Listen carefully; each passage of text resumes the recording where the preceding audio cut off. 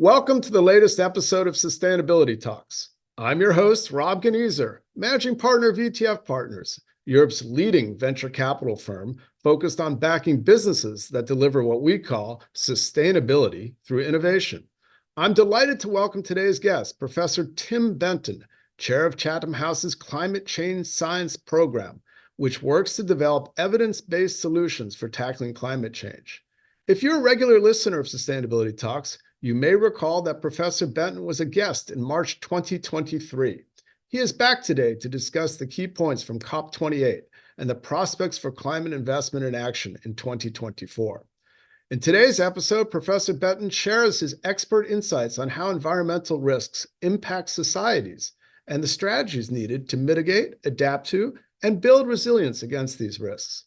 Together, we will also discuss the ongoing challenges around food security, a pressing concern in the context of climate change.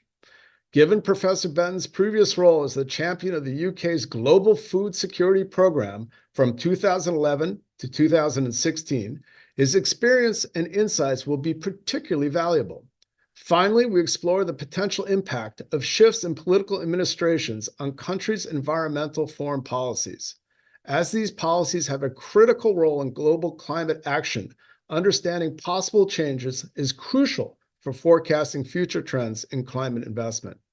This episode promises to provide enlightening insights into the state of climate investment and action in the wake of COP28, as well as what might be on the horizon in 2024. Thanks for joining Sustainability Talks.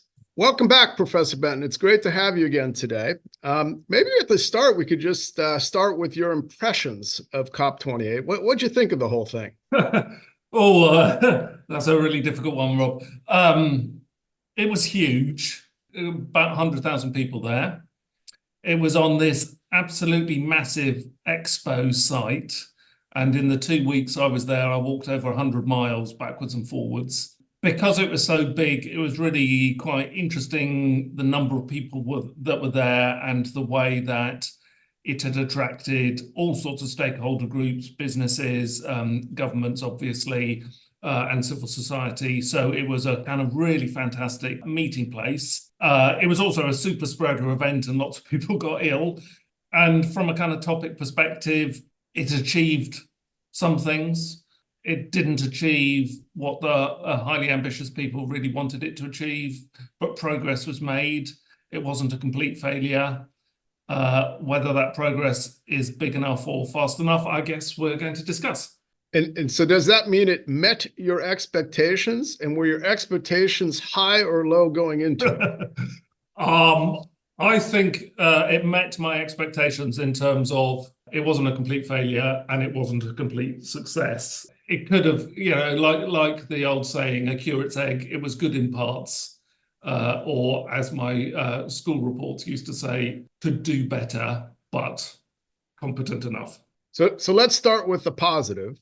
What do you think that was achieved there that will stand the test of time and will actually be implemented by governments?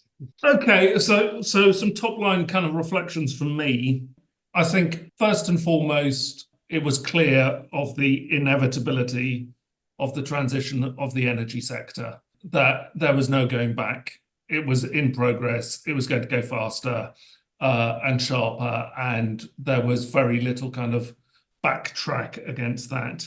The second kind of key thing, I think, from me was that in terms of the great geopolitics, no one really wanted to be seen to undermine progress, despite all of the things going on in the world. None of the kind of rebel countries, none of the big power countries, all of which could have created significant blockages. No one wanted to take down the kind of Paris Agreement.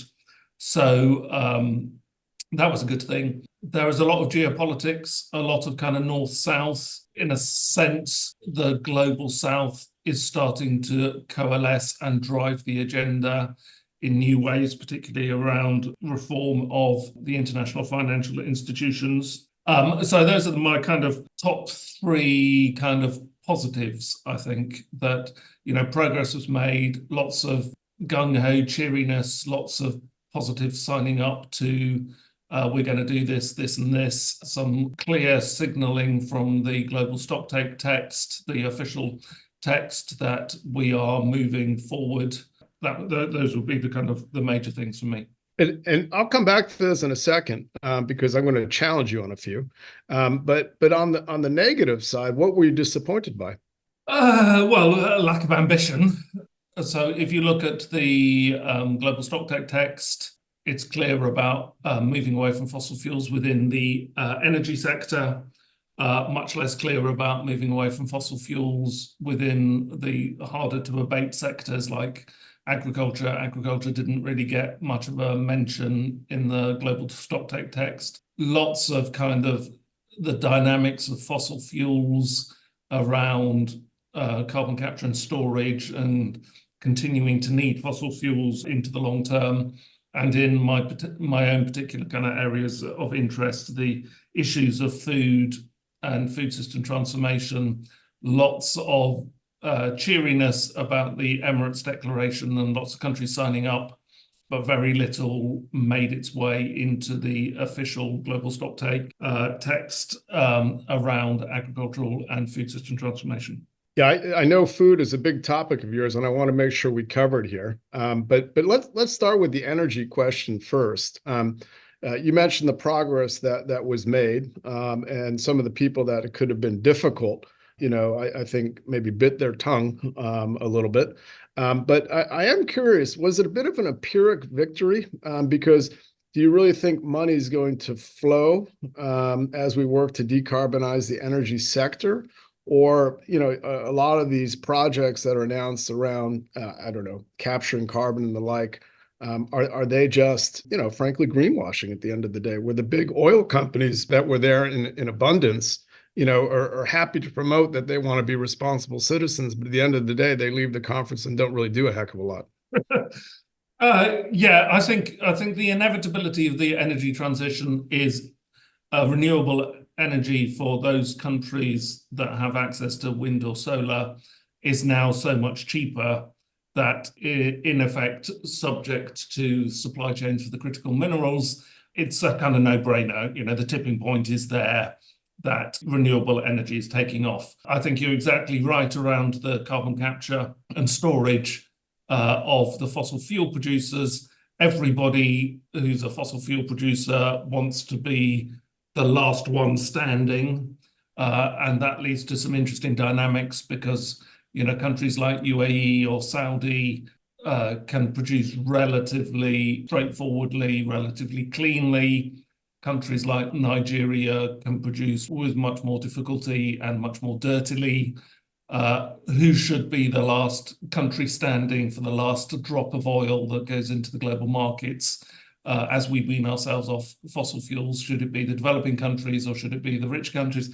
All of that, is enhanced by the debate around CCUS or CCS, that countries think that there is a kind of business as usual, or some of the producer countries think there is a business as usual ability, which I do agree with you, Rob, if I'm not reading too much into your subtext, is potentially a kind of greenwash that actually we can carry on emitting because we'll trap all the carbon, but that can't be deployed at scale very quickly. And if it can be deployed at scale, it will cost so much in terms of the energy penalty of sucking the carbon out of the power station smokestack that actually we'll need far more power stations to make up for that lost power that goes into the CCUS. So it is a bit of smoke and mirrors, I think.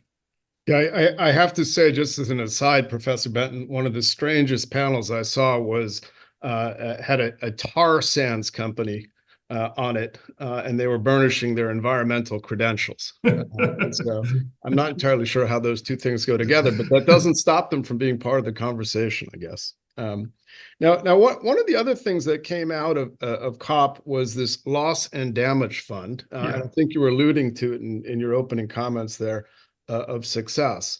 And again, I said I was going to challenge you a bit. Is that really success? Because, okay, wonderful, but that's evidently 0.2% of the losses that developing countries face.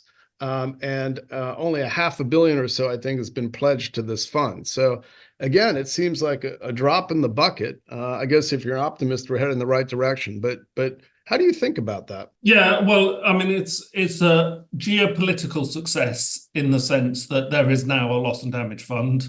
It was nodded through in the first session of the presidency on the first day, and there wasn't a lot of debate, and then some countries stepped up and put some money into it.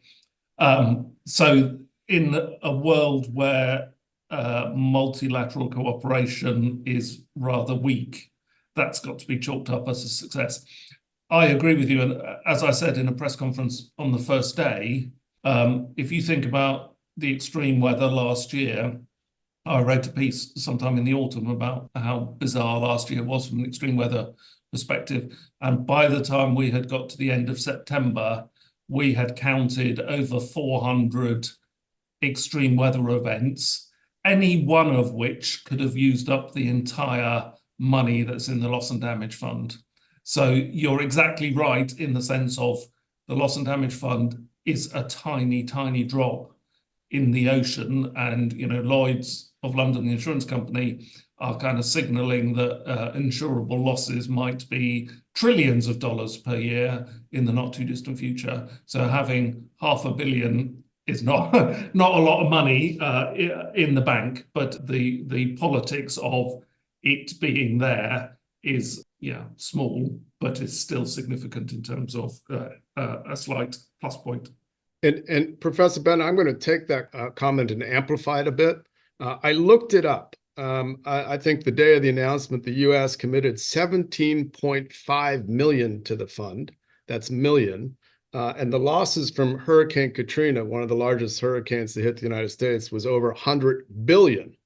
So putting some numbers behind your statements, that's pretty wild, huh? It is a real challenge because, I mean, the hurricane that went through Acapulco a couple of weeks before COP, had gone from being a tropical storm to a Category 5 hurricane, went off track.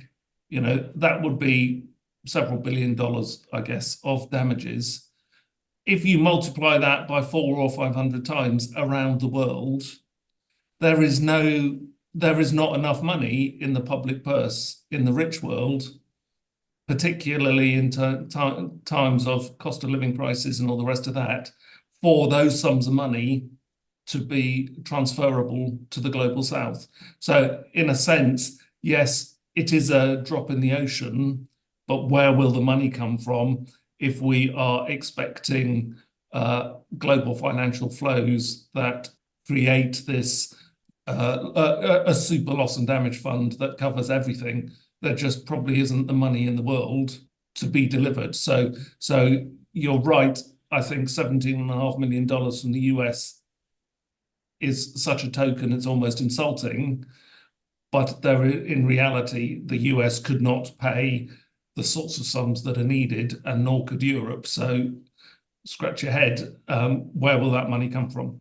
And therefore, how can we build trust in the global south that actually we are in this together? Because there is a lot of distrust. As I said at the start, there's a lot of distrust from the global south that we are not willing to contribute in the way that they feel we ought to contribute. But equally, our treasuries and finance ministries would defend that and say there isn't enough money in the global north to pay for everything the global south needs.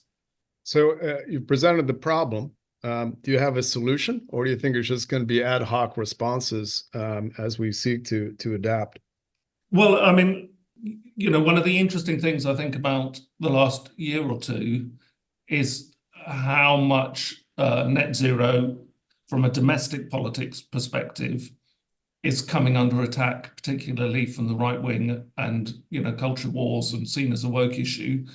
And so we are driving backwards, I think, in some respects, on the mitigation agenda. And all that will mean is that ultimately the costs will rise. What we need to be doing really is investing as fast as possible in mitigation and adaptation building. But at the time, because of the politics in the world, and so many elections going on this year, so much kind of lean to the right, populism, as is seen across Europe, farmer protests at the moment, the US issues. We are not making the progress that we need to, and so the problem is only going to get worse. So to answer your question directly, Rob, I don't see an immediate solution. So you mentioned politics. So we have to talk about the elephant in the room. I think it's a Republican elephant. Based on who won the last primary in New Hampshire a couple of weeks back, it looks like I think former President Trump stands a pretty good chance of getting elected. What does that mean when you think about how policies will change? Because after all, he is the person that withdrew the U.S. from the Paris Agreement. And how do you think about that as you think about risk? Because I know that's one of your favorite topics. Yeah. Well, on the one hand, what happened with Trump 1 was actually there was still quite a lot of climate progress in the United States, but states and kind of cities were more drivers rather than national level, federal level activity. I would hope that there is still significant mitigation and adaptation building, even with Trump. I think the issue is much less domestically than globally with Trump 2 and his ability to be a disruptor. And, he's boasted in the past that he can end the Ukraine war in 24 hours by talking to Putin. And, if that happens, the deal will be effectively that Russia solidifies its hold on land. What would that do to other authoritarian regimes? It legitimizes breaches of sovereignty and invasions and things like that. So you can imagine a world which becomes much more contested and much more conflicted, where actually multilateral approaches to dealing with these challenges becomes undermined in a significant way. Now, there has been discussions over the last year or two of what would we do if COP failed and the Paris Agreement fell apart. I think there would still be quite a lot of countries wanting to drive this ahead because of their own self-interest, in the sense of they are suffering from climate change and need to find ways to reduce that suffering in future. So I think Trump will be disruptive. Trump too would create risks, but I think that there are ways around that, including new coalitions of countries, China, Europe, perhaps mitigating some of the risks. But to a certain extent, I hope it doesn't happen for your sake and for the world's sake. And you alluded, I think, that it's not just the United States which is facing this challenge, but also other parts as well. I think the Green Party in Germany is suffering at the polls. A lot of criticism of some of their policies. In this country, of course, there is a push, I think, to relook at North Sea oil. And so, do we actually see, because you mentioned it, a group coming together around, if you would, the grand ambition of doing something about the climate emergency? But it looks a little wobbly right now. It's not a good thing. It's a sign of progress that instead of kind of the politics of ambition, we'll deal with that in future. The rubber is starting to hit the road in terms of we are having to deal with that now. And I think I've just been writing something about the farmer protests across Europe this morning.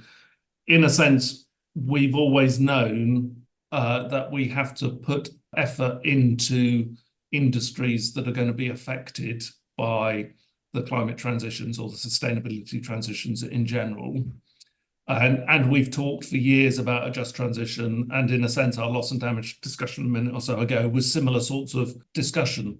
But it's very clear in the UK, whether it is low traffic neighbourhoods or ultra low emission zones in cities, or whether it is farming transitions, or whether it is electric vehicle rollout or transport infrastructure and flying less, we are going to have to really get to grips with the feelings of the people that are affected, whether it's citizens or whether it is stakeholders, farmers and their livelihoods and so on. And we haven't given that enough thought. And in a sense, the populism exemplified by Trump, part of that is and part of the same politics in the UK, is people feeling that they're being left behind, that other people are getting richer and our livelihoods and our futures are getting constrained. So I think there is a kind of general wake up and smell the coffee moment. Inequality will get worse as the climate impact bites. That will make society really creak and groan and be very uncomfortable. And we have to start dealing with this. And yet the politics of the moment are, oh no, it's too expensive, we'll just carry on as we are and hope it goes away. And it won't go away. And, I was struck, I saw an article the other day about the French farmer protests, and there was a comment in there that from one farmer that he was protesting against the risks from climate change, particularly lack of water for his farming, whilst also protesting against the regulatory environment that reduces the risk from climate change, which is the nitrogen pollution. So, in a sense, we are at that moment where people want their cake and want to eat it at the same time. That, the future looks risky from a transition perspective, but the future also looks risky from a non-transition perspective. And if we don't do anything, those risks will become greater and greater from the non-transition until the system breaks. So, you mentioned food a few times there. I know you're an expert on the topic. I believe at this COP, this was the first time that food was on the table, so to speak, and that there are actions on the part of folks that try to start to deal with the issues that you were just highlighting, everything all the way from how we cut the carbon emissions around food production, how we eliminate waste, how we deal with the just transition. But when I looked through a lot of the documents to see what was actually specifically being discussed, I didn't walk away with a lot, other than it was a topic that should be talked about. And so maybe you could help educate us at COP, which they were very excited that food was on the table. I couldn't figure out very specific initiatives that were coming forward on that point. Yes. Well, the highlight initiative was the Emirates Declaration on Sustainable Agriculture and Resilient Food Systems, or some such title, signed by about 150 heads of state. When you delve down into that declaration, the kind of core takeaways are that agriculture has to be part of the 5-year planning cycle around decarbonisation, the NDCs, the nationally determined contributions. So signatories are signing up to say, we know our food systems account for about a third of greenhouse gas emissions. We're going to build in decarbonisation plans of the food system into our broader decarbonisation plans. Now, that's a broad and shallow agreement, which is primarily, I think, focusing on building resilience in agriculture whilst trying to decarbonise agriculture.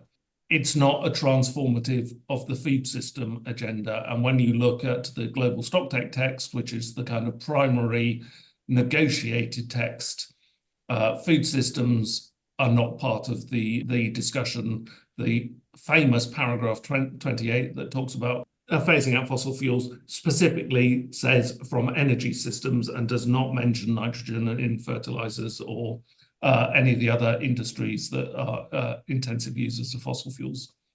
So food was on the table, but it wasn't on the table in a transformative way, but at least it was on the table. And then there were some other initiatives. There's something called the Alliance of Champions for Food System Transformation, which is a small group of countries who have signed up to do more significant food system transformation to deal with issues to do with both the emissions, but also the biodiversity and the fact that a lot of agriculture is not fit for purpose when it comes to producing healthy diets. And some of that kind of, where does the diet fit into food system, which was conspicuously absent, I think, from the broader Emirates Declaration. So it's on the agenda for the first time. Baby steps, perhaps, but at least it's on the agenda. So I'm going to push it because you've thought a lot about this. If you wanted to have been transformative at COP around the world of food, what should they have done? Well, it's a bit like energy. One of the primary pledges was to increase energy efficiency as well as roll out renewable energy. On the food system side, part of the challenge is that we eat too much, we waste too much, we eat the wrong sort of things that are not good for our health, particularly in the global north, but increasingly around the world. So the difficult politics within food system transformation is around getting the diets right from a health perspective and from an environmental perspective. And of course, for many governments, particularly ones which are kind of leaning towards the right, the idea of telling people what to eat or structuring the market in a way that might disadvantage livestock farmers or encouraging people to eat less meat or less ultra-processed food or whatever is really difficult politically. So the challenge for food system transformation, with energy, no one cares if you turn your light on it, as long as the light goes on, doesn't matter where that energy comes from. When it comes to food, getting your food system right means intervening and helping people eat in different ways. And that becomes intensely political and cultural and context dependent and, ability to be hijacked by left or right in terms of your interfering with our culture and, right-wing agenda, woke agenda, whatever it might be, culture wars. Yeah, I think a big one for me always is this topic of food waste. And, I think people estimate as much as a third of food is wasted. And yet you have 12% of children in the United States don't get enough to eat. And so, somehow if you're able to reduce the waste, eliminate the waste and get it to the people that need it, that would be a big one for me. And I'm surprised there wasn't more on that topic. Yeah, I mean, that's the part of the demand side agenda that does get some airtime. But governments tend to see that as a kind of moral issue rather than a structural issue. I would say part of the reason for food waste is that we are growing the wrong sorts of things and we have incentivized growing the wrong sorts of things. So we have a food system that is predicated globally. The bulk of what people eat comes from just 8 crops, which are refined and processed to the point where food is for many people freely available, so it's economically rational to waste it. But that food that is freely available is often, from a health perspective, incredibly bad. So you have people who are simultaneously overweight and significantly undernourished in a micronutrient perspective. And that's typically people who are economically marginalized. So we are overproducing the wrong things and driving diets in the wrong way. And, just as a kind of side issue, a factoid, if everybody in the world wanted to eat their 5 a day of fresh fruit and vegetables, the world only produces about a third of the amount that would be needed. So, of course, fruit and vegetables are more expensive and difficult to get hold of and don't form a significant part of our globalized food system in the way that they should. And so we have a kind of global dietary crisis. And there was a report published yesterday from the Food Systems Economic Commission that suggested that the global ill health coming from poor diets is in the order of 10% of global GDP. And that almost matches a figure from the UN's Food and Agricultural Organization in October. Global ill health from poor diets, particularly in the rich world, is of the order of trillions of dollars, whereas the global agricultural economy is of the order of $1 or $2 trillion. So, getting our food system right is not just about getting it right from an emissions perspective or a biodiversity perspective. It's also about getting it right from a diet perspective, which means intervening and helping people to eat differently and in terms of composition and different amounts. It's interesting the parallels back to the energy sector that you're mentioning earlier, where a lot of money was given to explore, sources of fossil fuels that economically didn't make a lot of sense. But at the end of the day, the political will and support for that was there. Yeah, indeed. Yeah. Indeed.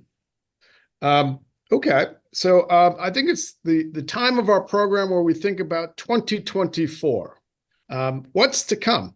What are you excited about in terms of, solutions that we might be working on for some of these problems? And also we have another COP coming up. And what do you think is going to be some of the topics there? Well, we've got Azerbaijan in the autumn, COP29, and then we've got the kind of pathway to the Brazilian COP30 in 2025. And in a sense, Azerbaijan is probably a stepping stone on the way to the next big COP in Brazil. So I think progress will continue. Countries have been encouraged from the global stocktake to write new NDCs. So some of those will appear over the next year or two. Trade tensions are becoming an important issue for COP really for the first time. So I suspect as we go through the next year, 18 months or so, how we think about global trade and the emissions that are enabled by global trade will come perhaps much more to the fore, a real part of the politics ahead. I think the other two big issues that I've put on the table, not about innovation, but about the state of the world. One is this year of elections. And as we discussed earlier, what happens with Trump, what happens with the European elections, what happens in the UK, what happens in India, Indonesia, etc., can be really instrumental in determining the mood music of international cooperation around climate change and other things. And then the other thing that worries me particularly is, as we're still in an El Nino year, we've passed 1.5 degrees, at least for some measures of climate for the last year, likely to pass 1.5 again this year. Extreme weather, we've had 30 degrees in Europe already this month on several days. Wherever you look, there is extreme heat. It's going to be the hottest year on record, hotter than last year. We're going to have storms and wildfires and droughts and all of those things that can disrupt supply chains, on top of who knows about escalation of the Middle East war, escalation of the Ukraine war. So from a geopolitical meets environmental perspective, I can see quite a disrupted year. And I just hope that sane heads mean that we continue to want to make progress as it becomes patently obvious that the costs of not making progress are mounting and mounting and mounting. From a technology perspective, I mean, there are lots of things on the horizon, in all of the kind of sectors, even CCUS and things like that, we're scaling up. Lots of great ideas, lots of space for innovation. Are any of them going to be a silver bullet? I doubt. Are any of them going to help? Yes, quite a lot of them are going to help, but it's a matter, I think, of needing a little bit of everything everywhere to be able to make progress. So lots of things for your community to be investing in, I think, because, sure as heck, we do need to make progress, and we need to make progress significantly, both in terms of mitigation and adaptation. I'll use our words. I think there are big challenges ahead, but we hope these entrepreneurs can help solve them. So, and we have a lot of faith that they will. All right, Professor Benton, that was enlightening as always. Thanks for joining us again. And until the next time. Thanks, Rob. Great as always. Thank you for listening to this episode of the Sustainability Talks podcast. To find out more or join as a guest, head over to the ETF Partners website at etfpartners.capital. You can also connect with us on LinkedIn and follow us on Medium at ETF Partners. Until next time, thanks for listening.